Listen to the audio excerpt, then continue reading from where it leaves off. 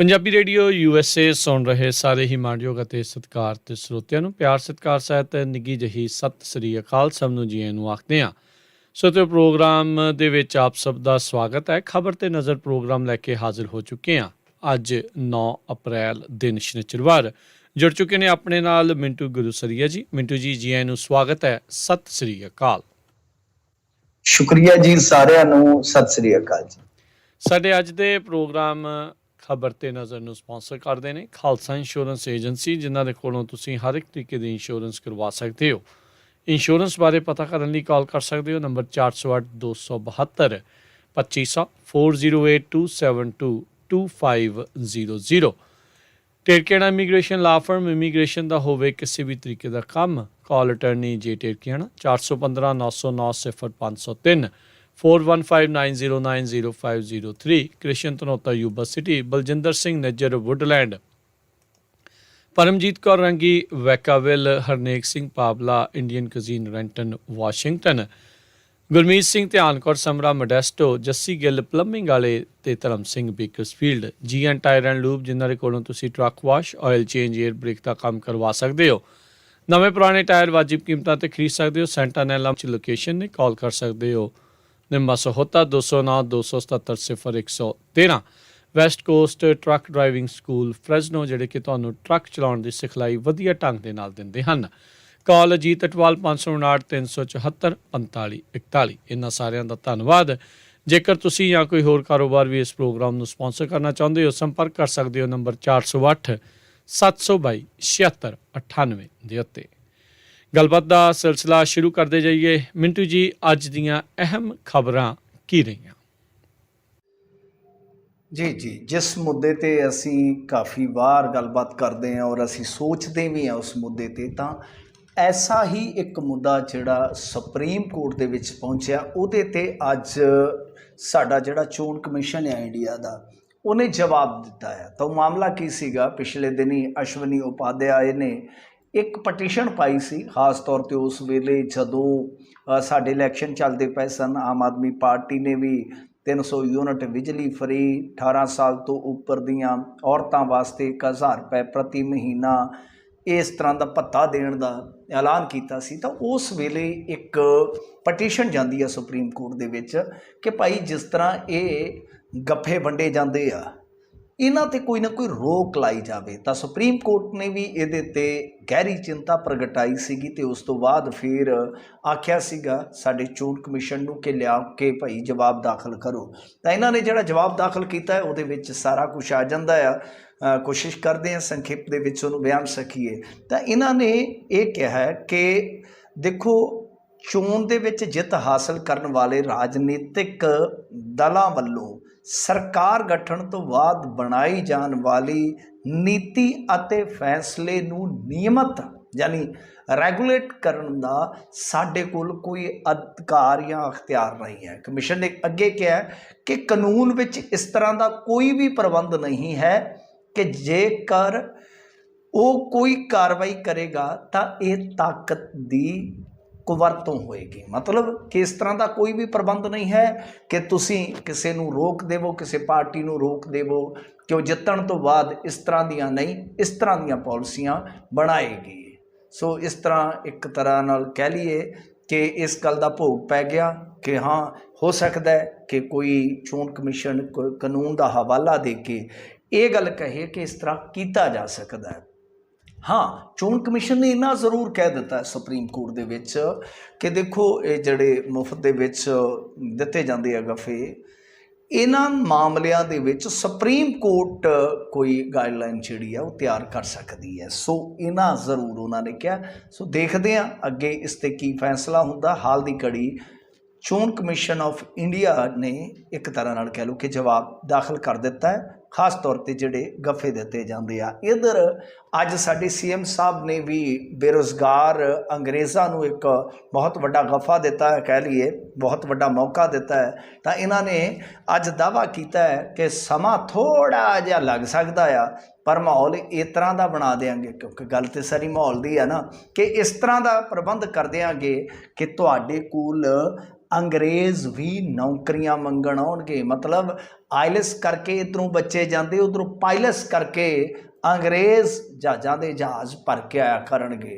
Retired ਜਿਹੜੇ ਰਾਸ਼ਟਰਪਤੀ ਹੋਣਗੇ ਵੱਖ-ਵੱਖ ਦੇਸ਼ਾਂ ਦੇ, ਜਾਂ ਬੇਕਾਰ ਬੈਠੇ ਲੀਡਰ ਜਿਹੜੇ ਆ, ਉਹ ਅੱਜ ਬਹੁਤ ਪ੍ਰਸੰਨਚਿਤ ਹੋਣਗੇ ਕਿ ਉਹਨਾਂ ਦਾ ਵੀ ਕਿਤੇ ਨਾ ਕਿਤੇ ਅੱਗੇ ਭਵਿੱਖ ਜਿਹੜਾ ਉਹ ਸੁਰੱਖਿਅਤ ਨਜ਼ਰ ਆਉਂਦਾ। ਖੈਰ ਮਾਨ ਸਾਹਿਬ ਪਤਾ ਨਹੀਂ ਕੀ ਸੋਚ ਕੇ ਕਹਿ ਰਹੇ ਆ, ਪਰ ਹਾਲ ਦੀ ਘੜੀ ਮੇਰੇ ਖਿਆਲ ਦੇ ਨਾਲ ਇਤਬਾਰ ਹੀ ਕਰ ਲੈਣਾ ਚਾਹੀਦਾ ਕਿ ਕੋਈ ਮੌਕਾ ਆਏਗਾ ਜਦੋਂ ਇਹ ਬੋਲ ਜਿਹੜੇ ਆ ਸੱਚ ਹੋਣਗੇ। ਪਰ ਉਦੋਂ ਤੀਕ ਇਹਨਾਂ ਨੂੰ ਪੰਜਾਬ ਵੱਲ ਤਵੱਜੋ ਵੀ ਦੇਣੀ ਚਾਹੀਦੀ ਹੈ, ਇਹਨਾਂ ਨੂੰ ਵੇਖਣਾ ਚਾਹੀਦਾ। ਅੱਜ ਵੀ ਇੱਥੇ ਇੱਕ ਕਤਲ ਹੋਇਆ, ਸੋ ਕਤਲਾਂ ਦੀ ਤਾਦਾਦ ਲਗਾਤਾਰ ਵੱਧਦੀ ਜਾ ਰਹੀ ਹੈ। ਵੈਸੇ ਅੱਜ ਇਹ ਬੋਲ ਰਹੇ ਸਨ ਮਹਾਰਾਜਾ ਰਣਜੀਤ ਸਿੰਘ ਟੈਕਨੀਕਲ ਯੂਨੀਵਰਸਿਟੀ ਬਠਿੰਡਾ ਦੇ ਵਿੱਚ, ਜਿੱਥੇ ਇਹਨਾਂ ਨੇ ਗੱਲਾਂ ਤੇ ਵੈਸੇ ਕੰਮ ਦੀਆਂ ਕੀਤੀਆਂ ਨੇ, ਪਰ ਆਹ ਗੱਲ ਕੁਝ ਜ਼ਿਆਦਾ ਹੀ ਕੰਮ ਦੀ ਕਰ ਦਿੱਤੀ। ਤਾਂ ਇਹਨਾਂ ਨੇ ਕਿਹਾ ਕਿ 3.25 ਲੱਖ ਬੱਚਿਆਂ ਦੇ ਵਿਦੇਸ਼ ਜਾਣ ਦੀ ਸੰਭਾਵਨਾ ਇਸ ਵਾਰੀ ਵੀ। ਇੰਨੇ ਬੱਚੇ ਜਾਂਦੇ ਆ, ਸਿਰਫ ਬੱਚਾ ਹੀ ਵਿਦੇਸ਼ ਨਹੀਂ ਜਾਂਦਾ, ਯਾਨੀ ਪ੍ਰਤੀ ਬੱਚੇ ਦੇ ਹਿਸਾਬ ਨਾਲ ਲਾ ਲਓ ਕਿ 15 ਲੱਖ ਰੁਪਇਆ ਵੀ ਬਾਹਰ ਜਾਂਦਾ। ਪਰ ਮੇਰਾ ਮੰਨਣਾ ਹੈ ਕਿ ਹੁਣ 15 ਲੱਖ ਨਹੀਂ ਲੱਗਦੇ ਮਾਨ ਸਾਹਿਬ, ਹੁਣ ਤੇ ਇਹ ਮਾਮਲਾ ਤਕਰੀਬਨ 25 ਲੱਖ, ਐਵਰੇਜ 25 ਲੱਖ ਤੱਕ ਵੀ ਪਹੁੰਚਦਾ ਪਿਆ। ਤਾਂ ਖੈਰ ਇਹਨਾਂ ਨੇ ਬੱਚੀਆਂ ਵਾਸਤੇ ਵੀ ਕਾਫੀ ਕੁਝ ਬੋਲਿਆ ਕਿ ਬੱਚੀਆਂ ਜਿਹੜੀਆਂ ਨੇ ਉਹ ਕੁਝ ਵੀ ਕਰ ਸਕਦੀਆਂ। ਸੋ ਅੱਛੀਆਂ ਗੱਲਾਂ ਵੀ ਕੀਤੀਆਂ, ਪਰ ਆਹ ਜਿਹੜੀ ਗੱਲ ਕੀਤੀ ਹੈ ਇਹਦੇ ਤੇ ਅੱਜ ਸੋਸ਼ਲ ਮੀਡੀਆ ਤੇ ਖੂਬ ਗੱਲਾਂ ਹੋਈਆਂ ਨੇ ਜੀ। ਜੀ ਅਗਲੀ ਮਿੰਟੂ ਜੀ ਗੱਲ ਕਰਦੇ ਜਾਈਏ, ਬਸਪਾ ਦਾ ਇਕਲੌਤਾ ਵਿਧਾਇਕ ਜਿੱਤਿਆ ਆ, ਉਸ ਦੀ ਚੋਣ ਵੀ ਹੁਣ ਅਦਾਲਤ 'ਚ ਕੀ ਚੱਕਰ ਪੈ ਗਿਆ ਜੀ? ਬਿਲਕੁਲ ਚੋਣਾਂ ਹੋ ਗਈਆਂ, ਨਤੀਜੇ ਆ ਚੁੱਕੇ ਆ, ਪਰ ਬਾਵਜੂਦ ਇਸ ਦੇ ਇੱਕ ਤਰ੍ਹਾਂ ਨਾਲ ਕਹਿ ਲਓ ਜਿਹੜੇ ਝਮੇਲੇ ਹੁੰਦੇ ਆ ਨਾ ਲੀਡਰਾਂ ਨੂੰ, ਉਹ ਘਟ ਨਹੀਂ ਰਹੇ। ਵੈਸੇ ਇਹਨਾਂ ਦੀਆਂ ਮੈਂ ਤੁਹਾਨੂੰ ਅੱਗੇ ਵੀ ਬਹੁਤ ਵਾਰੀ ਕਹਾਣੀਆਂ ਸੁਣਾਈਆਂ ਕਿ ਜਿਹੜੇ ਇਸ ਤਰ੍ਹਾਂ ਦੇ ਝਮੇਲੇ ਆ ਨਾ, ਇਹਦੇ ਤੇ ਵੀ ਇੱਕ ਦਿਲਚਸਪ ਨਿੱਕੀ ਜਿਹੀ ਕਿਤਾਬ ਲਿਖੀ ਜਾ ਸਕਦੀ ਆ ਕਿ ਚੋਣਾਂ ਦੇ ਝਮੇਲੇ ਜਿਹੜੇ ਆ ਉਹ ਕੋਰਟਾਂ ਦੇ ਵਿੱਚ ਜਾਂਦੇ ਆ। ਜਿਵੇਂ ਉਦਾਹਰਣ ਦੇ ਤੌਰ ਤੇ, ਮਿਸਾਲ ਦੇ ਤੌਰ ਤੇ, ਸਿੱਧੂ ਨੇ ਚੋਣ ਲੜੀ ਸੀਗੀ, ਤੁਹਾਨੂੰ ਯਾਦ ਹੋਏਗਾ 2009 ਦੇ ਵਿੱਚ ਜੀ, ਅੰਮ੍ਰਿਤਸਰ ਤੋਂ 2009 ਦੇ ਵਿੱਚ ਚੋਣ ਲੜੀ, ਤੇ ਮੁੜ ਕੇ ਜਦੋਂ ਨੂੰ ਉਹ ਕੇਸ ਜਿਹੜਾ ਓਮ ਪ੍ਰਕਾਸ਼ ਸੋਨੀ ਨੇ ਉਹਦੇ ਤੇ ਕੀਤਾ ਸੀਗਾ ਚੋਣਾਂ ਨਾਲ ਹੀ ਰਿਲੇਟਡ, ਤੇ ਜਦੋਂ ਸੁਪਰੀਮ ਕੋਰਟ 'ਚ ਗਿਆ ਕਿ ਕੇਸ ਅੱਗੇ ਚਲਾਈਏ ਜਾਂ ਨਾ ਚਲਾਈਏ, ਤਾਂ ਫਿਰ ਉਦੋਂ ਤੱਕ ਸਿੱਧੂ ਸਾਹਿਬ ਜਿਹੜੇ ਸਨ ਉਹ ਕਾਂਗਰਸ ਜੁਆਇਨ ਕਰ ਚੁੱਕੇ ਸੀ। ਤੁਸੀਂ ਹਿਸਾਬ ਲਾ ਲਓ, ਇਹ ਫੈਸਲਾ ਹੋ ਰਿਹਾ। ਸੋਨੀ ਸਾਹਿਬ ਨੇ ਕਿਹਾ ਜ਼ੋਰ ਛੱਡੋ ਕਿਹੜਾ, ਹੁਣ ਤੇ ਉਹ ਆਪਣਾ ਹੋ ਗਿਆ। ਤੁਸੀਂ ਦੇਖੋਗੇ ਕਿ ਜਦੋਂ ਬੀਬਾ ਬਾਦਲ ਜਿੱਤੇ ਇੱਥੇ 2014 ਚ ਲੰਬੀ ਤੋਂ, ਉਸ ਟਾਈਮ ਇੱਕ ਮਾਮਲਾ ਉਹਨਾਂ ਤੇ ਆਇਆ ਸੀਗਾ ਕਿ ਧਾਰਮਿਕ ਸਥਾਨ ਦੀ ਵਰਤੋਂ ਕੀਤੀ ਉਹਨਾਂ ਨੇ ਕੈਂਪੇਨ ਦੇ ਦੌਰਾਨ, ਤੇ ਅੱਜ ਤੱਕ ਮੇਰੇ ਖਿਆਲ ਦੇ ਨਾਲੋਂ ਜਿਉਂਦਾ ਤਿਉਂ ਹੈ, ਜਦ ਕਿ ਉਹ ਦੂਸਰੀ ਮਰਤਬਾ ਵੀ ਜਾਂਦਾ। ਤੇ ਇਸ ਤਰ੍ਹਾਂ ਹੁਣ ਇਹ ਚੁਣੌਤੀ, ਇੱਕ ਹੋਰ ਮਿਸਾਲ ਦੇ ਦੇਣਾ ਤੁਹਾਨੂੰ, ਜਿਹੜਾ ਦਵਿੰਦਰ ਘੁਬਾਇਆ, ਸ਼ੇਰ ਸਿੰਘ ਘੁਬਾਇਆ ਦਾ ਲੜਕਾ, ਸ਼ੇਰ ਸਿੰਘ ਘੁਬਾਇਆ ਨਾਂ ਹੀ ਕਾਫੀ ਹੈ। ਅੱਛਾ, ਘੁਬਾਏ ਦੇ ਲੜਕੇ ਦੀ ਵੀ ਉਮਰ ਦਾ ਰੌਲਾ ਸੀ, 2 ਸਰਟੀਫਿਕੇਟ ਤੇ ਸ਼ਾਇਦ ਉਹਦੀ ਅਲੱਗ-ਅਲੱਗ ਉਮਰ ਦਰਜ ਸੀ। ਉਹਨੂੰ ਚੈਲੰਜ ਕੀਤਾ ਸੀ ਸੁਰਜੀਤ ਕੁਮਾਰ ਜੈਣੀ ਨੇ 2017-18 ਚ। ਹਿਸਾਬ ਲਾ ਲਓ ਕਿ ਅੱਜ ਤੀਕ ਉਹ ਵੀ ਨਹੀਂ ਨਿਬੜਿਆ, ਲੋਕਾਂ ਨੇ ਘੁਬਾਏ ਦਾ ਮੁੰਡਾ ਹੀ ਨਿਬੇੜ ਦਿੱਤਾ, ਮਤਲਬ ਉਹਨੂੰ ਹਰਾ ਦਿੱਤਾ ਐਤਕੀ ਫਾਜ਼ਿਲਕਾ ਤੋਂ। ਸੋ ਇਹ ਲੰਮੇ ਸਮੇਂ ਤੱਕ ਚੱਲਦੇ ਆ, ਪਰ ਮੇਰਾ ਮੰਨਣਾ ਇਹ ਆ ਕਿ ਜਿਹੜੀਆਂ ਇਸ ਤਰ੍ਹਾਂ ਦੀਆਂ ਚੋਣਾਂ ਦੇ ਵਿੱਚ ਜੋ ਗੱਲਾਂ ਨਿਕਲ ਕੇ ਆਉਂਦੀਆਂ, ਉਹਨਾਂ ਦਾ ਨਿਬੇੜਾ ਜਿਹੜਾ ਹੈ, ਨਿਪਟਾਰਾ ਜਿਹੜਾ ਹੈ, ਬਹੁਤ ਜਲਦੀ ਹੋ ਜਾਣਾ ਚਾਹੀਦਾ, ਕਿਉਂਕਿ ਮਸਲਾ ਜਿਹੜਾ ਹੈ ਉਹ ਇੱਕ ਨੁਮਾਇੰਦੇ ਨਾਲ ਹੀ ਨਹੀਂ ਜੁੜਿਆ, ਉਸ ਨੁਮਾਇੰਦੀ ਨਾਲ ਜੁੜਿਆ ਹੈ, ਉਸ ਨੁਮਾਇੰਦਗੀ ਦੇ ਨਾਲ ਜੁੜਿਆ ਹੈ ਜੋ ਹਜ਼ਾਰਾਂ ਲੱਖਾਂ ਲੋਕਾਂ ਨੇ ਸੌਂਪੀ ਹੁੰਦੀ ਹੈ। ਤਾਂ ਖੈਰ ਇਹ ਮਾਮਲਾ ਕੀ, ਨਛੱਤਰਪਾਲ ਜੀ ਜਿੱਤੇ ਸਨ, ਇਕਲੌਤੇ ਇਹਨਾਂ ਦੇ ਬਸਪਾ ਦੇ ਉਹ ਜੇਤੂ ਉਮੀਦਵਾਰ ਸਨ। ਹੁਣ ਇਹਦੇ ਤੇ ਇੱਕ ਤੇ ਰੌਲਾ ਜਿਹੜਾ ਹੈ, ਇਹ ਹਾਈ ਕੋਰਟ ਦੇ ਵਿੱਚ ਜਿਹੜੀ ਇਹ ਗਈ ਹੈ ਪਟੀਸ਼ਨ, ਇਹਦਾ ਜਿਹੜਾ ਗਰਾਊਂਡ ਜੇ ਤੁਸੀਂ ਖੰਗਾਲੋਗੇ ਤਾਂ ਇਹਦੇ ਵਿੱਚ ਨੰਬਰ 1 ਨੁਕਤਾ ਕੀ ਹੈ ਕਿ ਬਹੁਜਨ ਸਮਾਜ ਪਾਰਟੀ ਨੇ ਕਹਿੰਦੇ ਕਿ ਟਿਕਟ ਨਛੱਤਰਪਾਲ ਨੂੰ ਦਿੱਤੀ ਸੀ, ਪਰ ਬਾਅਦ ਵਿੱਚ ਇਹ ਟਿਕਟ ਬਰਜਿੰਦਰ ਸਿੰਘ ਨੂੰ ਦੇ ਦਿੱਤੀ ਗਈ ਸੀ, ਤੇ ਦੋਵਾਂ ਨੇ ਹੀ ਨਾਮਜ਼ਦਗੀਆਂ ਦਾਖਲ ਕੀਤੀਆਂ ਸੀ। ਮਤਲਬ ਕਿ ਜਿਵੇਂ ਉਹ ਫਿਲਮ ਸੀ ਨਾ, ਇੱਕ ਫੂਲ ਦੋ ਮਾਲੀ, ਸੁਣੀ ਹੋਣੀ ਹੈ ਕਿਤੇ ਪੁਰਾਣੀ, ਤਾਂ ਇਸੇ ਤਰ੍ਹਾਂ ਟਿਕਟ ਦਾ ਇੱਕ ਤੇ ਰੌਲਾ ਸੀਗਾ।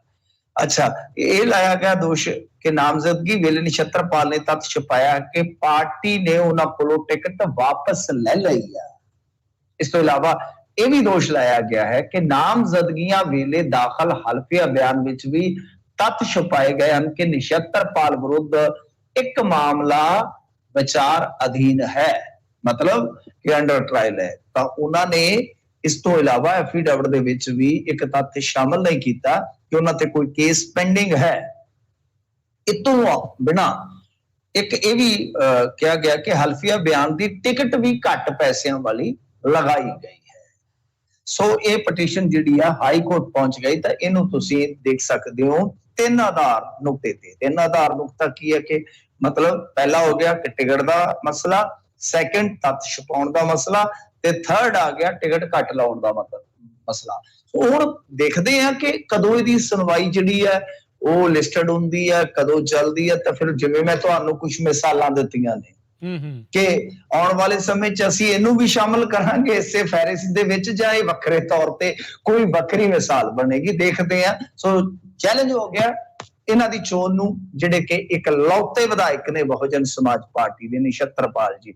ਸੋ ਨਛੱਤਰਪਾਲ ਜੀ ਨੂੰ ਇੱਕ ਤਰ੍ਹਾਂ ਨਾਲ ਕਹਿ ਲਓ ਕਿ ਜਿੰਨੀ ਜਿੱਤਣ ਦੀ ਖੁਸ਼ੀ ਹੋਈ ਹੋਏਗੀ, ਉਦੋਂ ਵੱਧ ਹੁਣ ਚਿੰਤਾ ਸਤਾਉਣ ਲੱਗ ਜਾਏਗੀ ਕਿ ਕਿਤੇ ਮਾਮਲਾ ਗੜਬੜ ਨਾ ਹੋ ਜਾਵੇ। ਕਿਉਂਕਿ ਚਿੰਤਾ ਤਾਂ ਹੁੰਦੀ ਹੈ ਨਾ, ਤੁਹਾਨੂੰ ਪਤਾ ਹੀ ਹੈ, ਜਦੋਂ ਬੰਦਾ ਇਸ ਤਰ੍ਹਾਂ ਦੀ ਕਿਤੇ ਨਾ ਕਿਤੇ ਕੋਈ ਕਾਨੂੰਨੀ ਪੇਚੀਦਗੀ 'ਚ ਫਸ ਜਾਂਦਾ। ਸੋ ਨਵਾਂ ਸ਼ਹਿਰ ਤੋਂ ਵਿਧਾਇਕ ਨਛੱਤਰਪਾਲ ਇੱਕ ਵਾਰੀ ਕਾਨੂੰਨੀ ਪਚੜੇ 'ਚ ਜ਼ਰੂਰ ਹੋਈ ਜਾਂਦੀ।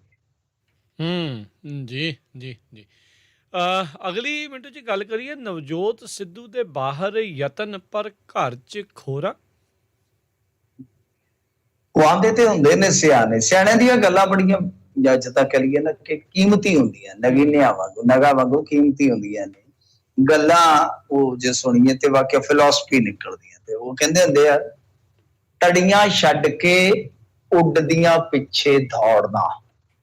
ਤੜੀਆਂ ਮਤਲਬ ਕਿ ਜੋ ਖੁੱਡੇ ਦੇ ਵਿੱਚ ਨੇ ਤੁਹਾਡੇ ਕੋਲ, ਜੋ ਮਤਲਬ ਕਿ ਹੱਥ ਹੇਠ ਨੇ, ਉਹਨਾਂ ਨੂੰ ਛੱਡ ਕੇ ਵੀ ਪਿੱਛੋਂ ਉਹ ਵੀ ਦੌੜ ਜਾ, ਤੇ ਤੁਸੀਂ ਜਿਹੜੀਆਂ ਸਮਾਨ ਝੁੱਟਦੀਆਂ ਫਿਰਦੀਆਂ ਉਹ ਫੜਦੇ ਹੋ ਤਾਂ ਨੁਕਸਾਨ ਹੁੰਦਾ। ਮਤਲਬ ਕਿ ਖੁੱਡੇ ਵਾਲੀਆਂ ਵੀ ਨਹੀਂ ਰਹਿੰਦੀਆਂ ਸਮਾਨ ਵਾਲੀਆਂ, ਤੇ ਫਿਰ ਫਾੜੀ ਕੀ ਹੋਣੀ ਹੈ। ਤਾਂ ਕੁਛ ਇਹੋ ਜਿਹੀ ਹਾਲਤ ਨਵਜੋਤ ਸਿੰਘ ਸਿੱਧੂ ਦੀ ਹੈ। ਸੰਘਰਸ਼ ਕਰਦਾ ਨਜ਼ਰ ਆ ਰਿਹਾ ਹੈ ਉਹ ਆਦਮੀ ਜਿਹੜਾ ਬਚਪਨ ਤੋਂ ਹੀ ਸੰਘਰਸ਼ਸ਼ੀਲ ਰਿਹਾ ਹੈ, ਆਪਣੇ ਜੀਵਨ ਦੇ ਵਿੱਚ ਅੱਛਾ ਸੰਘਰਸ਼ ਕੀਤਾ ਹੈ ਆਪਣੇ ਕੈਰੀਅਰ ਨੂੰ ਪੀਕ ਤੇ ਲਿਜਾਣ ਵਾਸਤੇ ਨਵਜੋਤ ਸਿੱਧੂ ਨੇ। ਬਹਰਹਾਲ ਸਿਆਸਤ ਦੇ ਵਿੱਚ ਮੈਂ ਵਾਰ-ਵਾਰ ਕਿਹਾ ਹਮੇਸ਼ਾ ਸਿੱਧੂ ਸਾਹਿਬ ਬਾਰੇ, ਸਿੱਧੂ ਦੇ ਪ੍ਰਸ਼ੰਸਕ ਕੁਝ ਨਾਰਾਜ਼ ਵੀ ਹੋ ਜਾਂਦੇ ਮੇਰੇ ਨਾਲ ਕਿ ਉਹ ਠੀਕ ਹੈ ਖਿਡਾਰੀ ਬਣਿਆ, ਨੋ ਡਾਊਟ।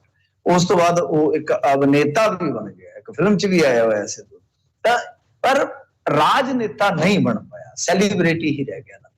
ਤਾਂ ਉਹ ਇੱਕ ਸੰਘਰਸ਼ ਹਾਲੇ ਵੀ ਜਾਰੀ ਹੈ। ਤਾਂ ਹੁਣ ਗੱਲ ਇਹ ਹੈ ਕਿ ਪੰਜਾਬ ਦੇ ਵਿੱਚ ਉਹ ਵੱਖ-ਵੱਖ ਥਾਵਾਂ ਤੇ ਜਾ ਰਹੇ, ਜਿੱਥੇ-ਜਿੱਥੇ ਕਾਂਗਰਸੀਆਂ ਦਾ ਜਾਨੀ ਨੁਕਸਾਨ ਹੋਇਆ ਜਾਂ ਹਮਲੇ ਹੋਏ ਆ।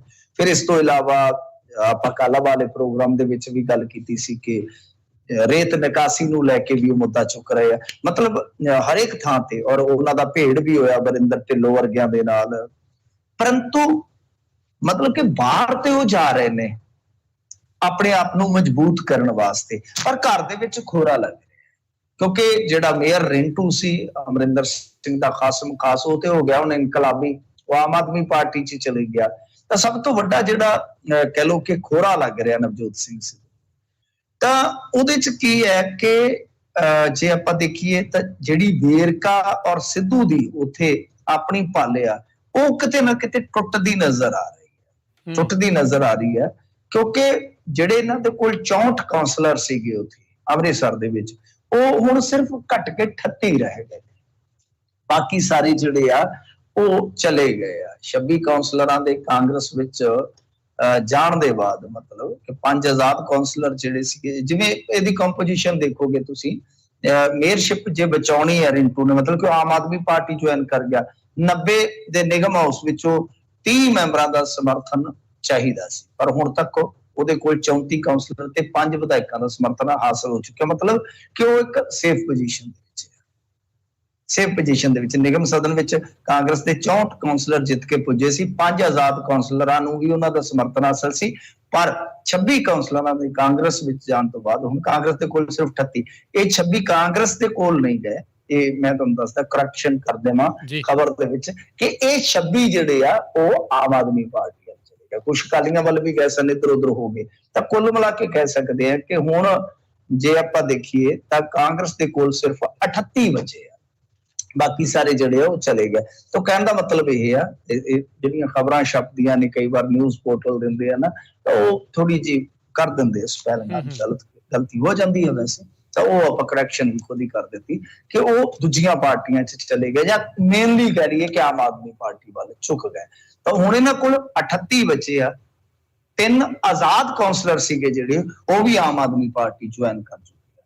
ਤਾਂ ਇਸੇ ਤਰ੍ਹਾਂ ਜੇ ਤੁਸੀਂ ਦੇਖੋਗੇ ਤਾਂ ਕੇਂਦਰੀ ਹਲਕੇ ਜੇ ਸੋਨੀ ਦੀ ਗੱਲ ਕਰੀਏ ਤਾਂ ਉਹਨਾਂ ਨੇ ਆਪਣੇ ਏਰੀਏ ਦੇ ਵਿੱਚ, ਯਾਨੀ ਆਪਣੇ ਹਲਕੇ ਦੇ ਵਿੱਚ ਆਪਣੇ ਕੌਂਸਲਰਾਂ ਨੂੰ ਜ਼ਰੂਰ ਬਚਾਇਆ ਹੋਇਆ।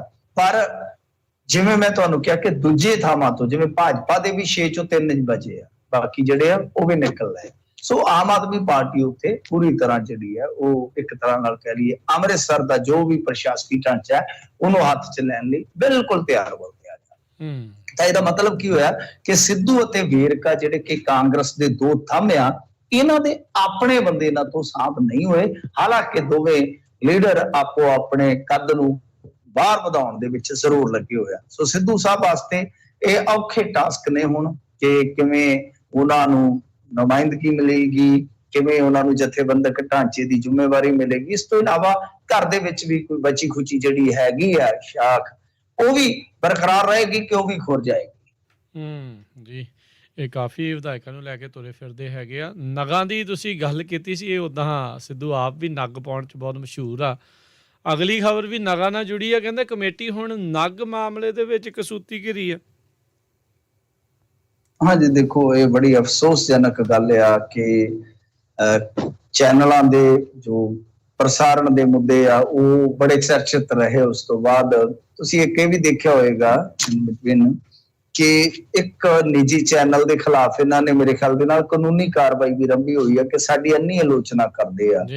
ਮਤਲਬ ਕਿ ਚੰਦੋਵਾਲ ਦੇ ਮਾਮਲੇ 'ਚ ਕਿਸੇ ਇੱਕ ਨਾਮੀ ਪੱਤਰਕਾਰ ਨੇ ਕੋਈ ਟਿੱਪਣੀਆਂ ਕੀਤੀਆਂ ਸਨ। ਚਲੋ ਖੈਰ, ਉਤੇ ਇਹ ਆ ਕਿ ਬਈ ਸਾਰਿਆਂ ਨੂੰ ਸੰਕੋਚ ਕੇ ਬੋਲਣਾ ਚਾਹੀਦਾ, ਤਥਾਤਮਕ ਬੋਲਣਾ ਚਾਹੀਦਾ। ਮਤਲਬ ਕਿ ਇਹ ਪਹਿਲੀ ਵਾਰੀ ਹੋਇਆ ਕਿ ਐਸਜੀਪੀਸੀ ਸਿੱਧੇ ਜਿੱਦਾਂ ਕਹ ਲਈਏ ਕਿ ਮੈਦਾਨ ਦੇ ਵਿੱਚ ਕੁੱਦੀ, ਨਾ ਸਿਰਫ ਸਪਸ਼ਟੀਕਰਨ ਦਿੱਤੇ ਬਲਕਿ ਕਾਨੂੰਨੀ ਕਾਰਵਾਈ ਜਿਹੜੀ ਆ ਠੋਕ ਕੇ ਕਰਨ ਦਾ ਇਹਨਾਂ ਨੇ ਅਹਿਦ ਲਿਆ। ਪਰ ਗਲਤ ਗੱਲ ਜਿਹੜੀ ਹੈ ਉਹ ਨਹੀਂ ਹੋਣੀ ਚਾਹੀਦੀ, ਚਾਹੇ ਕੋਈ ਵੀ ਹੈ। ਪਰ ਹੁਣ ਮਸਲਾ ਜਿਹੜਾ ਹੈ ਉਹ ਫਿਰ ਇੱਕ ਤਰ੍ਹਾਂ ਨਾਲ ਕਹਿ ਲਓ ਕਿ ਆਲੋਚਨਾਤਮਕ ਥਾਂ ਤੇ ਪਹੁੰਚ ਗਿਆ। ਮਸਲਾ ਕੀ ਹੈ, ਪਹਿਲਾਂ ਮੈਂ ਤੁਹਾਨੂੰ ਸੰਖੇਪ ਦੇ ਵਿੱਚ ਦੱਸ ਦੇਣਾ ਕਿ ਇਹ ਤਾਂ ਕਹਿੰਦੇ ਨੇ ਕਿ ਸਲਾਬੇ ਕਰਕੇ ਨਗ ਡਿੱਗੇ ਆ ਜੀ, ਕਿਉਂਕਿ ਨਕਾਸ਼ੀ ਹੋਈ ਹੈ ਨਾ। ਜੇ ਆਪਾਂ ਦੇਖੀਏ ਇਹ ਨਕਾਸ਼ੀ 150 ਸਾਲ ਪਹਿਲਾਂ ਦੀ ਹੈ। ਜਿਹੜਾ ਨਕਾਸ਼ੀ ਦਾ ਕੰਮ ਹੋਇਆ ਬੜਾ ਸ਼ਾਨਦਾਰ ਨਕਾਸ਼ੀ ਦਾ ਕੰਮ ਹੈ। ਸਾਰੇ ਆਪਾਂ ਗਏ ਆ ਦਰਬਾਰ ਸਾਹਿਬ ਦੇ ਵਿੱਚ, ਨਤਮਸਤਕ ਹੁੰਦੇ ਆ, ਉੱਥੇ ਤਾਂ ਹੀ ਆਪਾਂ ਨੂੰ ਇੱਕ ਜਿੱਦਾਂ ਕਹਿ ਲਈਏ ਨਾ ਰੂਹਾਨੀ ਫੀਲ ਆਉਂਦਾ ਹੈ। ਕੁਛ ਗੁਰਬਾਣੀ ਦੇ ਨਾਲ ਮਾਹੌਲ ਇਸ ਤਰ੍ਹਾਂ ਦਾ ਹੁੰਦਾ, ਕੁਛ ਸਾਡੀਆਂ ਭਾਵਨਾਵਾਂ ਆਸਥਾ ਜੁੜਦੀ ਹੈ, ਕੁਛ ਲੋਕਾਂ ਦਾ ਜਿਹੜਾ ਉੱਥੇ ਇੱਕ ਤਰ੍ਹਾਂ ਨਾਲ ਕਹਿ ਲਓ ਕਿ ਬਹੁਤ ਵੱਡਾ ਜਿਹੜਾ ਇਕੱਠ ਹੁੰਦਾ ਹੈ। ਸਾਰਾ ਇੱਕ ਧਾਰਮਿਕ ਜਿੱਦਾਂ ਕਹਿ ਲਈਏ ਨਾ ਕਿ ਜਲਾਓ ਹੁੰਦਾ ਵੇਖਣ ਨੂੰ। ਤਾਂ ਉਹ ਮਾਮਲਾ ਕੀ ਹੈ ਕਿ ਜਿਹੜੇ ਨਕਾਸ਼ੀ ਦੇ ਵਿੱਚ ਨਗ ਲੱਗੇ ਸਨ, ਕਿਆ ਤੇ ਜਾ ਰਿਹਾ ਕਿ ਦੇਖੋ ਜੀ ਉਹ ਡਿੱਗ ਪਏ ਸਲਾਬੇ ਕਰਕੇ, ਫਲਾ ਹੋ ਗਿਆ, ਟਮਕਾ ਹੋ ਗਿਆ। ਪਰ 2004 ਵਿੱਚ ਕਹਿੰਦੇ ਕਿ ਜਿਹੜੀ ਇੱਕ ਬੁੱਕ ਛਪੀ ਸੀ ਉਹਦੇ ਵਿੱਚ ਕੋਈ ਸਲਾਬ ਜਾਂ ਕੋਈ ਨਗ ਡਿੱਗਣ ਦੀ ਕੋਈ ਇਸ ਤਰ੍ਹਾਂ ਦੀ ਕੋਈ ਰਿਪੋਰਟ ਨਹੀਂ ਹੈਗੀ। ਪਰ ਹੋਇਆ ਇਹ ਕਿ ਉਹ ਜਿਹੜੇ ਨਗ ਡਿੱਗੇ ਆ, ਕਿਰੇ ਆ ਜਿਹੜੇ ਨਗ, ਉਹ ਮਤਲਬ ਕਿ ਇੱਧਰ ਉੱਧਰ ਹੋ ਗਏ, ਜਾਂ ਨਾ ਸੰਭਾਲੇ ਨਹੀਂ ਜਾਂ ਕੁਛ ਵੀ ਆ, ਪਤਾ ਨਹੀਂ ਹੁਣ ਐਗਜ਼ੈਕਟ ਗੱਲ ਕੀ ਆ, ਕਿਉਂਕਿ ਆਪਾਂ ਬਿਨਾਂ ਸਿਰ ਪੈਰ ਤੋਂ ਗੱਲ ਨਹੀਂ ਕਰਦੇ। ਹੋਇਆ ਕਿ ਜਦੋਂ ਕੁਝ ਮੀਡੀਆ ਰਿਪੋਰਟਾਂ ਲੱਗੀਆਂ ਤਾਂ ਇਹਨਾਂ ਦੇ ਜਿਹੜੇ ਇੱਕ ਅਹੁਦੇਦਾਰ ਸੀ ਉਹਨਾਂ ਨੇ ਚੱਕ ਕੇ ਇੱਕ ਸਰਟੀਫਿਕੇਟ ਪੇਸ਼ ਕਰ ਦਿੱਤਾ। ਸਰਟੀਫਿਕੇਟ ਇਹ ਪੇਸ਼ ਕਰ ਦਿੱਤਾ ਕਿ ਦੇਖੋ ਜੀ ਇਹ ਜਿਹੜੇ ਮਤਲਬ ਕਿ ਸੀਗੇ ਨਗ ਜਿਹੜੇ ਆ ਇਹ ਕੋਈ ਸਟੋਨ ਲੱਗੇ ਹੋਏ ਹਨ, ਇਹ ਨਾ ਤਾਂ ਕੋਈ ਡਾਇਮੰਡ ਆ ਤੇ ਨਾ ਕੋਈ ਸੁੱਚੇ ਮਹਿੰਗੇ ਸਟੋਨ। ਤੇ ਥੱਲੇ ਮਨਜੀਤ ਸਿੰਘ ਨਾਂ ਦੇ ਸ਼ਖਸ ਵੱਲੋਂ ਆਪਣੇ ਦਸਤਖਤ ਜਿਹੜੇ ਆ 7 ਅਪ੍ਰੈਲ 2022 ਨੂੰ ਕਰ ਦਿੱਤੇ ਗਏ। ਮਤਲਬ ਕਿ ਸਰਟੀਫਿਕੇਟ ਲੈ ਆਇਆ ਉਥੋਂ ਮੈਨੇਜਰ। ਹੁਣ ਇਹ ਜਿਹੜਾ ਸੀਗਾ ਰੌਲਾ ਪੈ ਗਿਆ ਕਿ ਕਮਾਲ ਦੀ ਗੱਲ ਆ ਫਿਰ ਇਹ ਜਦੋਂ ਦੇਖਿਆ ਗਿਆ ਕਿ ਤੇ ਭਾਈ ਬਹੁਤ ਮਹਿੰਗੇ, ਕਿਉਂਕਿ 1880 ਦੇ ਆਸ-ਪਾਸ ਸ਼ੁਰੂ ਹੋਏ ਨਕਾਸ਼ੀ ਦੇ ਕੰਮ ਦੇ ਵਿੱਚ ਦੱਸਦੇ ਆ ਗੁਮੇਦ, ਪੰਨਾ, ਹਕੀਕ ਆਦਿ ਨਗਾਂ ਦੀ ਵਰਤੋਂ ਕੀਤੀ ਗਈ ਹੈ, ਜਿਹੜੇ ਕਿ ਜਿਵੇਂ ਜਿਵੇਂ ਉਮਰ ਦਰਾਜ਼ ਹੁੰਦੇ ਆ ਉਹ ਕੀਮਤੀ ਹੋਈ ਜਾਂਦੇ ਆ। ਤੇ ਤੁਸੀਂ ਕਹਿ ਰਹੇ ਹੋ ਕਿ ਬਿਲਕੁਲ ਇਹ ਤੇ ਸਧਾਰਨ ਆ। ਅੱਛਾ, ਫਿਰ ਜਦੋਂ ਕੁਝ ਪੱਤਰਕਾਰਾਂ ਨੇ, ਕਿਉਂਕਿ ਖਬਰ ਬਹੁਤ ਜ਼ਿਆਦਾ ਫੈਲੀ ਹੋਈ ਹੈ ਇਸ ਵੇਲੇ, ਜਦੋਂ ਕੁਝ ਪੱਤਰਕਾਰਾਂ ਨੇ ਰਿਸਰਚ ਕੀਤੀ ਕਿ ਉਹ ਫਰਮ ਕਿਹੜੀ ਆ, ਉਹ ਦੱਸਦੇ ਕਿ ਫਰਮ ਤੇ ਕਹਿੰਦੇ ਕਿ ਕਈ ਸਾਲ ਪਹਿਲਾਂ ਹੀ ਬੰਦ ਹੋ ਚੁੱਕੀ ਹੈ, ਜਿਹਦਾ ਸਰਟੀਫਿਕੇਟ ਇਹਨਾਂ ਨੇ ਪੇਸ਼ ਕੀਤਾ। ਜਿਹੜਾ ਸਰਟੀਫਿਕੇਟ ਪੇਸ਼ ਕੀਤਾ ਉਹ ਪ੍ਰਦੂਮਨ ਜਿਊਲਰਸ ਆ ਕੋਈ, ਉਹ 10 ਸਾਲ ਪਹਿਲਾਂ ਹੀ ਬੰਦ ਹੋ ਚੁੱਕੀ ਹੈ, ਸਮੇਟਿਆ ਜਾ ਚੁੱਕਿਆ ਉਹਨਾਂ ਦਾ ਕਾਰੋਬਾਰ। ਅੱਛਾ, ਉਸ ਤੋਂ ਬਾਅਦ ਹੋਇਆ ਕਿ ਜਿਹੜੇ ਬੰਦੇ ਨੇ ਦਸਤਖਤ ਕੀਤੇ ਸੀਗੇ ਉਹਦੇ ਤੱਕ ਪੱਤਰਕਾਰ ਕੋਈ ਪਹੁੰਚ ਗਿਆ, ਲੱਭ ਗਿਆ ਉਹ ਬੰਦਾ ਇਨ ਦੀ ਐਂਡ। ਤਾਂ ਉਹ ਮਨਜੀਤ ਸਿੰਘ ਨਾਂ ਦਾ ਸ਼ਖਸ ਕਹਿੰਦਾ ਕਿ ਦੇਖੋ ਜੀ, ਮੈਨੂੰ ਤੇ ਪੰਜਾਬੀ ਆਉਂਦੀ ਨਹੀਂ, ਜਦ ਕਿ ਜੋ ਮੈਂ ਤੁਹਾਨੂੰ ਕੋਟ ਕੀਤਾ ਹੈ ਉਸ ਲੈਟਰ ਦਾ ਮਜ਼ਮੂਨ ਜਿਹਦੇ ਚ ਕਿਹਾ ਕਿ ਸਧਾਰਨ ਆ ਗਿਆ, ਉਹ ਪੰਜਾਬੀ ਚ ਆ ਤੇ ਦਸਤਖਤ ਥੱਲੇ ਅੰਗਰੇਜ਼ੀ ਚ ਆ। ਉਹ ਕਹਿੰਦੇ ਇਹਨਾਂ ਨੇ ਆਪ ਹੀ ਲਿਖ ਲਿਆ ਜੋ ਕੁਝ ਲਿਖਣਾ ਸੀ, ਮੈਨੂੰ ਕਹਿੰਦੇ ਦਸਤਖਤ ਕਰਦੇ, ਮੈਂ ਦਸਤਖਤ ਕਰ ਦਿੱਤੇ, ਗੱਲ ਖਤਮ ਹੈ। ਹੁਣ ਇਹਦੇ ਤੇ ਪੰਜੌਲੀ ਸਾਹਿਬ ਜਿਹੜੇ ਆ ਉਹ ਕਹਿੰਦੇ ਆ ਕਿ ਭਾਈ ਅਸੀਂ ਜਾਂਚ ਪੜਤਾਲ ਕਰਵਾਵਾਂਗੇ, ਕਾਰਵਾਈ ਕਰਾਂਗੇ ਜਿਹੜਾ ਵੀ ਕੋਈ ਦੋਸ਼ੀ ਪਾਇਆ ਗਿਆ। ਬਿਲਕੁਲ ਵਾਕਈ ਹੈਰਾਨ ਕਰਨ ਵਾਲੀ ਗੱਲ ਆ। ਐਸਜੀਪੀਸੀ ਨੂੰ ਦੇਖੋ, ਠੀਕ ਆ ਕਿ ਜੇ ਕੋਈ ਬਿਲਕੁਲ ਇਹਨਾਂ ਦੇ ਖਿਲਾਫ ਝੂਠਾ ਪ੍ਰਚਾਰ ਕਰਦਾ ਹੈ, ਬਦਨਾਮੀ ਕਰਦਾ ਹੈ, ਕਾਨੂੰਨੀ ਕਾਰਵਾਈ ਕਰਨ ਲਈ ਇਹ ਆਜ਼ਾਦ ਨੇ, ਭਾਈ ਕਰਨ ਜੋ ਮਰਜ਼ੀ ਕਰਨ, ਪਰ ਆਪਣੇ ਪ੍ਰਬੰਧ ਵੱਲ ਵੀ ਤੇ ਤਵੱਜੋ ਦੇਣ ਨਾ, ਕਿ ਐਸੇ ਮੌਕੇ ਨਿਕਲਦੇ ਕਿਉਂ। ਹੁਣ ਤੁਸੀਂ ਦੇਖੋ ਕਿ ਜੇ ਮੰਨ ਲਓ ਕੋਈ ਘੇਰਾ ਹੋ ਗਿਆ ਕਿਸੇ ਚੀਜ਼ ਦਾ, ਘਿਰ ਗਈ ਹੈ ਕੋਈ ਚੀਜ਼ ਨਕਾਸ਼ੀ ਦੇ ਵਿੱਚੋਂ, ਉਹਨੂੰ ਸੰਭਾਲਣ ਦਾ ਇਹਨਾਂ ਦਾ ਫਰਜ਼ ਬਣਦਾ ਹੈ, ਉਸ ਤੋਂ ਬਾਅਦ ਜਮਾ ਕਰਵਾਉਣ ਦਾ ਫਰਜ਼ ਬਣਦਾ, ਉਸ ਤੋਂ ਬਾਅਦ ਉਹਨੂੰ ਦੁਬਾਰਾ ਉੱਥੇ ਲਾਉਣ ਦਾ ਜਾਂ ਜਚਾਉਣ ਦਾ ਫਰਜ਼ ਬਣਦਾ। ਹੁਣ ਆਹ ਸਰਟੀਫਿਕੇਟ ਵਾਲਾ ਫਿਰ ਡਾਊਟ ਤੇ ਆਪਣੇ ਆਪ ਕ੍ਰੀਏਟ ਹੁੰਦੇ ਆ ਨਾ ਕਿ ਕਿਉਂ ਅਜਿਹਾ ਕੀਤਾ ਜਾ ਰਿਹਾ। ਖੈਰ, ਹੁਣ ਇਹ ਦੇਖਣਾ ਹੋਏਗਾ ਕਿ ਅੱਗੇ ਕਿਸ ਤਰ੍ਹਾਂ ਦੀ ਜਾਂਚ ਹੁੰਦੀ ਹੈ, ਪਰ ਜਿਹੜੇ ਕੰਮ ਕਰਨ ਵਾਲੇ ਆ ਉਹ ਅਸੀਂ ਕਿੰਨੇ ਕੁ ਕਰਦੇ ਹਾਂ। ਪਿੰਡ ਕੋਟਲਾ ਨਿਹੰਗ ਆ, ਰੂਪਨਗਰ ਯਾਨੀ ਰੋਪੜ ਦੇ ਕੋਲ, ਸਭ ਨੂੰ ਪਤਾ ਹੋਏਗਾ ਇਤਿਹਾਸਕ ਮਹੱਤਤਾ ਕੀ ਹੈ। ਇੱਥੇ ਕਿਲਾ ਹੈ ਨਾ, ਕਿਲਾ ਜੀ। ਇਹ ਜਿਹੜਾ ਕਿਲਾ ਹੈ ਤੁਹਾਨੂੰ ਪਤਾ ਹੈ, ਇਹ ਜਦੋਂ ਗੁਰੂ ਸਾਹਿਬ ਨੇ ਸ੍ਰੀ ਅਨੰਦਪੁਰ ਸਾਹਿਬ ਦਾ ਕਿਲਾ ਛੱਡਿਆ ਸੀ, ਛੱਡਣ ਤੋਂ ਬਾਅਦ ਗੁਰੂ ਗੋਬਿੰਦ ਸਿੰਘ ਜੀ ਜ਼ਖਮੀ ਹੋਏ, ਬਚਿੱਤਰ ਸਿੰਘ ਜੀ ਨਾਲ ਨਿਹੰਗ ਖਾਂ ਵੀ ਹਵੇਲੀ ਵਿੱਚ ਹੋ ਗਈ ਸੀ, ਸਭ ਨੂੰ ਪਤਾ ਹੈ ਨਾ। ਉਹ ਮਤਲਬ ਕਿ ਇਤਿਹਾਸ ਦੇ ਵਿੱਚ ਦਰਜ ਹੈ। ਤੇ ਫਿਰ ਜਦੋਂ ਮੁਗਲ ਫੌਜਾਂ ਆਈਆਂ ਤੇ ਉਹ ਜਿਹੜੇ ਸੀਗੇ ਨਿਹੰਗ ਖਾਂ, ਤੇ ਉਹਨਾਂ ਨੇ ਆਪਣੀ ਬੇਟੀ ਮੁਮਤਾਜ਼ ਦੇ ਕਮਰੇ 'ਚ ਮਤਲਬ ਕਿ ਉਹ ਸਾਰਾ ਦੱਸਿਆ ਸੀਗਾ ਕਿ ਮੇਰੀ ਧੀ ਤੇ ਜਵਾਈ ਇੱਧਰ ਜਿਹੜੇ ਆ ਉਹ ਪੈ ਹੋਏ ਨੇ। ਸੋ ਗੱਲ ਇਹ ਆ ਕਿ ਕੱਲ ਉੱਥੇ ਮਤਲਬ ਕਿ ਕਾਫੀ ਵੱਡਾ ਇਕੱਠ ਹੋਇਆ। ਇੱਕ ਤੇ ਕਿਰਤੀ ਕਿਸਾਨ ਯੂਨੀਅਨ ਵਾਲੇ ਸਨ ਮੇਰੇ ਖਿਆਲ ਦੇ ਨਾਲ, ਜਾਂ ਕੁਝ ਹੋਰ ਪਤਵੰਤ ਤੇ ਸੱਜਣ ਜਾਂ ਚੇਤਨ ਲੋਕ ਸੀਗੇ ਮੇਰੇ ਖਿਆਲ ਦੇ ਨਾਲ, ਪੰਜਾਬ ਸਟੂਡੈਂਟ ਯੂਨੀਅਨ ਵੀ ਸੀ, ਸਿੱਖ ਜਥੇਬੰਦੀਆਂ ਵੀ ਸੀ, ਸਾਰੇ ਰਲ ਕੇ ਉੱਥੇ ਇੱਕ ਸੰਘਰਸ਼ ਕਰ ਰਹੇ ਸਨ। ਕਾਹਦੇ ਬਾਬਤ? ਕਿਉਂਕਿ ਉਹ ਜਿਹੜੀ ਇੱਕ ਤਰ੍ਹਾਂ ਨਾਲ ਕਹਿ ਲਓ ਇਤਿਹਾਸਕ ਹਵੇਲੀ ਜਾਂ ਕਿਲਾ ਹੈ ਜਿਹੜਾ, ਉਹਨੂੰ ਭੂ ਮਾਫੀਆ ਹੜੱਪਣ ਜਾ ਰਿਹਾ ਹੈ। ਹੈਰਾਨਗੀ ਦੀ ਗੱਲ ਹੈ, ਤੁਸੀਂ ਦੇਖੋ ਕਿ ਇੰਨੀ ਇਤਿਹਾਸਕ ਮਹੱਤਤਾ ਵਾਲੀ ਜਗ੍ਹਾ ਵੀ ਜਿਹੜਾ ਲੈਂਡ ਮਾਫੀਆ ਉਹ ਤੋੜ ਕੇ ਹੜੱਪਣ ਜਾ ਰਿਹਾ ਹੈ। ਔਰ ਕੁਛ ਹੱਦ ਤੱਕ ਤੇ ਕਹਿੰਦੇ ਆ ਕਿ ਨਿਹੰਗ ਖਾਂ ਦੀ ਜਿਹੜੇ ਕਬਰ ਵਾਲਾ ਏਰੀਆ ਹੈ, ਮਤਲਬ ਕਿ ਜਿੱਥੇ ਕੋਈ ਕਬਰਾਂ ਸੀਗੀਆਂ, ਤੇ ਉਹ ਤੇ ਉਹਨਾਂ ਨੇ ਆਲਰੇਡੀ ਹੈ ਜਿਹੜਾ ਉਹ ਹੜੱਪ ਲਿਆ ਹੈ। ਸੋ ਇਸ ਕਰਕੇ ਉੱਥੇ ਕੱਲ ਕਾਫੀ ਵੱਡਾ ਇਕੱਠ ਹੋਇਆ, ਕਾਫੀ ਉਹਦੇ ਵਿੱਚ ਬਹਿਸ ਬਸਈਆ ਵੀ ਹੋਇਆ। ਸੋ ਗੱਲ ਇਹ ਆ ਕਿ ਇਹੋ ਜਿਹੀਆਂ ਚੀਜ਼ਾਂ ਵੱਲ ਤਵੱਜੋ ਦੇਣ ਦੀ ਜ਼ਰੂਰਤ ਆ। ਸੋ ਇਹ ਚੀਜ਼ਾਂ ਛੱਡ ਕੇ ਜਦੋਂ ਜਿਹੜਾ ਪ੍ਰਬੰਧ ਤੁਹਾਡੇ ਕੋਲ ਹੈ ਉਹਦੇ ਵਿੱਚ ਵੀ ਇਸ ਤਰ੍ਹਾਂ ਦੀਆਂ ਫਿਰ ਖਬਰਾਂ ਆਉਣ ਲੱਗ ਜਾਣ, ਤਾਂ ਦੇਖੋ ਫਿਰ ਗੱਲ ਤੇ ਇਹ ਆ ਕਿ ਆਲੋਚਨਾ ਤੇ ਹੋਏਗੀ ਨਾ। ਸੋ ਇਹ ਖਬਰ ਮੇਰੇ ਵਾਸਤੇ ਬੜੀ ਹੈਰਾਨ ਕਰਨ ਵਾਲੀ ਹੈ, ਜਿਹੜੀ ਅੱਜ ਅਖਬਾਰਾਂ 'ਚ ਛਪੀ ਵੀ ਹੈ ਕਿ ਭੂ ਮਾਫੀਆ ਜਿਹੜਾ ਕਿਲਾ ਕੋਟਲਾ ਨਿਹੰਗ ਸਿੰਘ ਜਿਹੜਾ ਵੀ ਹੈ ਉਹ ਉੱਥੇ ਜਗ੍ਹਾ ਹੈ, ਤਾਂ ਉੱਥੇ ਮਤਲਬ ਕਿ ਇੱਕ ਕਬਜ਼ੇ ਨੂੰ ਰੋਕਣ ਵਾਸਤੇ ਆਮ ਲੋਕ ਜਾ ਰਹੇ।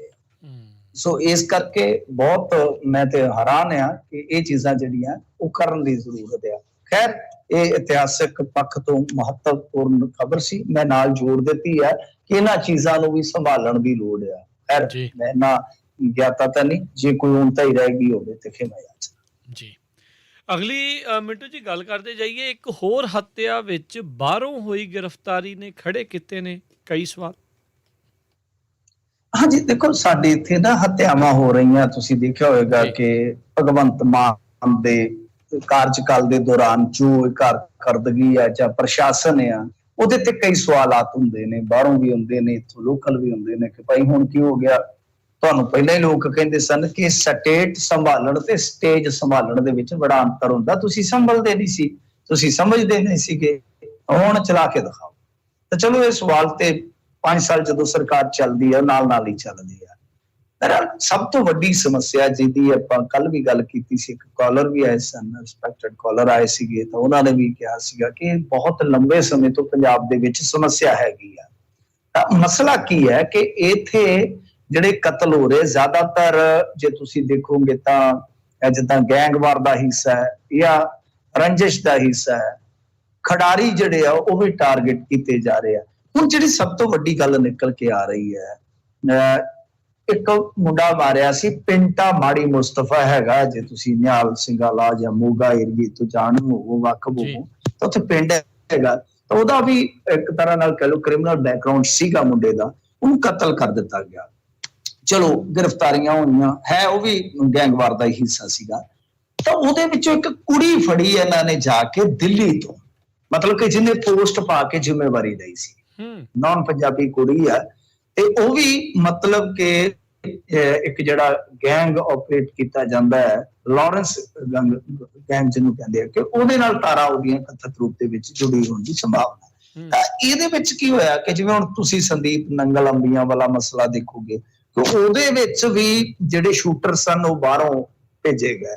ਹੁਣ ਇਹਦੇ ਵਿੱਚ ਜੋ ਗੱਲ ਨਿਕਲ ਕੇ ਆ ਰਹੀ ਹੈ ਕਿ ਦੇਖੋ ਕੁਝ ਜਿਹੜੇ ਗਰੋਹਬਾਜ਼ ਨੇ ਜਾਂ ਕੁਝ ਗਰੁੱਪ ਨੇ, ਉਹਨਾਂ ਨੇ ਆਪਸ ਦੇ ਵਿੱਚ ਕੰਪਰੋਮਾਈਜ਼ ਕਰ ਲਿਆ। ਇਹੀ ਨਹੀਂ, ਪੰਜਾਬ ਹਰਿਆਣਾ ਰਾਜ, ਕਿਉਂਕਿ ਯੂਪੀ ਦੇ ਵਿੱਚ ਦੇਖੋ ਉੱਥੋਂ ਦਾ ਜਿਹੜਾ ਮੁੱਖ ਮੰਤਰੀ ਆ ਉਹ ਇਸ ਮਾਮਲੇ ਦੇ ਵਿੱਚ ਤੇ ਬੜਾ ਸਖਤ ਆ, ਉਹ ਇਨਕਾਊਂਟਰ ਕਰ ਦਿੰਦੇ ਨੇ ਜਦ ਹੀ ਉੱਥੇ ਤੇ ਜਿਹੜੇ ਵੱਡੇ ਕ੍ਰਿਮੀਨਲ ਆ ਕਈ, ਉਹ ਥਾਣਿਆਂ 'ਚ ਜਾ ਕੇ ਸਰੈਂਡਰ ਕਰਦੇ ਤਖਤੀ ਚੁੱਕ ਕੇ ਕਿ ਭਾਈ ਦੇਖੋ ਗੱਲ ਇਹ ਆ ਕਿ ਸਾਨੂੰ ਗੋਲੀ ਨਾ ਮਾਰੇ।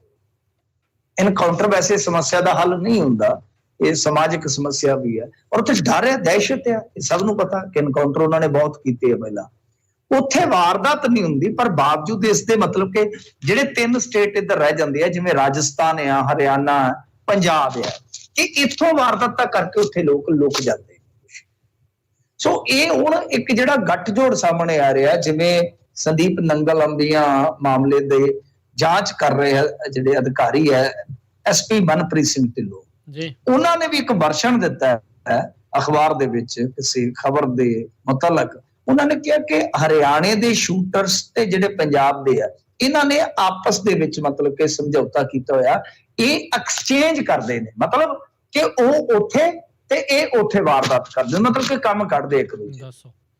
ਸੋ ਜੇ ਇਹ ਚੀਜ਼ ਹੁਣ ਦੇਖੋ, ਮੈਂ ਇਸੇ ਕਰਕੇ ਹਮੇਸ਼ਾ ਆਪਣੀ ਖਬਰ ਦੇ ਵਿੱਚ ਆਲਵੇਜ਼ ਇੱਕ ਆਫੀਸ਼ੀਅਲ ਜ਼ਰੂਰ ਕੋਈ ਸਟੇਟਮੈਂਟ ਪਾਉਣਾ, ਤਾਂ ਕਿ ਗੱਲ ਜਿਹੜੀ ਹੈ ਉਹ ਸਾਰੀ ਅੰਦਾਜ਼ੇ ਤੇ ਨਾ ਟਿਕੇ। ਹੁਣ ਅਧਿਕਾਰੀ ਆਫੀਸ਼ੀਅਲੀ ਇਹ ਗੱਲ ਕਹਿ ਰਹੇ ਨੇ ਕਿ ਹਾਂਜੀ ਇਹਨਾਂ ਦਾ ਆਪਸ ਦੇ ਵਿੱਚ ਇਸ ਤਰ੍ਹਾਂ ਦਾ ਗੱਠਜੋੜ ਬਣ ਗਿਆ, ਤਾਂ ਫਿਰ ਗੱਲ ਇਹ ਆ ਕਿ ਤੁਹਾਨੂੰ ਯਤਨ ਇਹ ਕਰਨੇ ਪੈਣਗੇ ਕਿ ਕੋਆਰਡੀਨੇਸ਼ਨ ਕਾਇਮ ਕੀਤਾ ਜਾਵੇ। ਮਤਲਬ ਇੰਟਰਸਟੇਟ ਮਸਲਾ ਹੋ ਗਿਆ ਨਾ, ਜਦੋਂ ਇੰਟਰਸਟੇਟ ਮਸਲਾ ਹੋ ਗਿਆ ਤਾਂ ਫਿਰ ਚਾਹੇ ਉਹ ਡਰੱਗ ਦਾ ਮਸਲਾ ਹੋਵੇ, ਚਾਹੇ ਗੈਂਗਿਜ਼ਮ ਦਾ ਮਸਲਾ ਹੋਵੇ, ਇਹ ਫਿਰ ਰੋਕਣਾ ਬਹੁਤ ਔਖਾ ਹੋ ਜਾਂਦਾ ਹੈ। ਸੋ ਇਸ ਕਰਕੇ ਤੁਹਾਨੂੰ ਆਪਣੀ ਇੰਟੈਲੀਜੈਂਸੀ ਜਿਹੜੀ ਹੈ ਉਹ ਵੀ ਬਹੁਤ ਜ਼ਿਆਦਾ ਸਰਗਰਮ ਕਰਨੀ ਪਵੇਗੀ, ਔਰ ਇਸ ਤੋਂ ਇਲਾਵਾ ਜਿਹੜੀਆਂ ਅਦਰ ਸਟੇਟਾਂ ਨੇ ਤਾਂ ਉਹਨਾਂ ਦੇ ਵਿੱਚ ਤੁਹਾਡਾ ਤਾਲਮੇਲ ਜਿਹੜਾ ਬਿਹਤਰ ਹੋਏਗਾ, ਤਦ ਹੀ ਕੋਈ ਗੱਲ ਬਣੇਗੀ ਮੇਰੇ ਖਿਆਲ ਦੇ ਨਾਲ, ਅਦਰਵਾਈਜ਼ ਫਿਰ ਮੁਸ਼ਕਲ ਹੋ ਜਾਏਗੀ ਜੀ। ਜਦੋਂ ਇੰਟਰਸਟੇਟ ਹੁੰਦਾ ਤੇ ਫਿਰ ਜੁਰਿਸਡਿਕਸ਼ਨ ਮਿੰਟੂ ਜੀ ਕਿਹਦੀ ਰਹਿੰਦੀ ਆ, ਕਿ ਕੇਂਦਰ ਦੇ ਹਵਾਲੇ ਆ ਜਾਂਦਾ ਹੈ ਕਿ ਫਿਰ ਨਹੀਂ, ਜਿਹੜਾ ਲਾਅ ਐਂਡ ਆਰਡਰ ਦਾ ਮਸਲਾ ਹੈ ਨਾ ਉਹ ਸਟੇਟਾਂ ਕੋਲ ਰਹਿੰਦਾ ਹੈ, ਤਾਂ ਸਟੇਟਾਂ ਆਪਸ ਦੇ ਵਿੱਚ ਕੋਆਰਡੀਨੇਟ ਕਰ ਸਕਦੀਆਂ। ਮਤਲਬ ਜਿੱਦਾਂ ਤੁਸੀਂ ਦੇਖੋ, ਮੈਂ ਤੁਹਾਨੂੰ ਇੱਕ ਮਿਸਾਲ ਦੇਣਾ ਕਿ ਜਿਹੜਾ ਸਾਡਾ ਏਰੀਆ ਉਹ ਹਰਿਆਣੇ ਤੇ ਰਾਜਸਥਾਨ ਦੋਨਾਂ ਦੇ ਬਾਰਡਰਾਂ ਨਾਲ ਲੱਗਦਾ ਹੈ, ਤੇ ਇਥੋਂ ਭੁੱਕੀ ਦੀ ਜਾਂ ਫੀਮ ਦੀ ਸਮਗਲਿੰਗ ਹੁੰਦੀ ਸੀ, ਤਾਂ ਕਿਸੇ ਟਾਈਮ ਹਰਿਆਣਾ ਤੇ ਪੰਜਾਬ, ਸ਼ਾਇਦ ਰਾਜਸਥਾਨ ਵੀ ਆ ਗਿਆ ਸੀ। ਮੈਂ ਉਹ PCB ਜਿਹੜੇ ਸਾਰੇ ਅਫਸਰ ਉੱਥੇ ਇਕੱਠੇ ਹੋਏ ਸਨ ਬਾਦਲ ਪਿੰਡ ਦੇ ਵਿੱਚ, ਉਦੋਂ ਇੱਕ ਮੀਟਿੰਗ ਹੋਈ ਸੀ, ਅਸੀਂ ਕਵਰ ਵੀ ਕੀਤੀ ਸੀ ਜਾ ਕੇ, ਤਾਂ ਇਹਨਾਂ ਨੇ ਉਦੋਂ ਕੋਆਰਡੀਨੇਸ਼ਨ ਬਣਾਇਆ ਸੀ ਆਪਸ ਵਿੱਚ, ਪਰ ਉਹ ਤਿੰਨਾਂ ਹੀ ਸਟੇਟਾਂ ਦੀ ਜੇ ਕਹਿ ਲਓ ਕਿ ਪੁਲਿਸ ਸਾਂਝੇ ਰੂਪ ਦੇ ਵਿੱਚ ਉਹ ਕਰਦੀ ਹੈ, ਮਤਲਬ ਕਿ ਪਿਨ ਪੁਆਇੰਟ ਕਰ ਲੈਂਦੀ ਹੈ ਕਿ ਇੱਥੇ ਨਾਕੇ ਲਾਵਾਂਗੇ ਜਾਂ ਇੱਕ ਦੂਜੇ ਨੂੰ ਸੂਚਨਾ ਦੇਵਾਂਗੇ, ਪਰ ਅਧਿਕਾਰ ਖੇਤਰ ਜਿਹੜੇ ਉਹ ਵੱਖੋ ਵੱਖਰੇ ਹੀ ਰਹੇ। ਠੀਕ ਹੈ ਜੀ। ਅਗਲੀ ਮਿੰਟੋ ਜੀ ਗੱਲ ਕਰੀਏ, ਹੋਟਲ ਵਿੱਚ ਵਿਕ ਰਹੀਆਂ ਸਨ ਇੱਕ ਨਿੱਜੀ ਸਕੂਲ ਦੀਆਂ ਕਿਤਾਬਾਂ।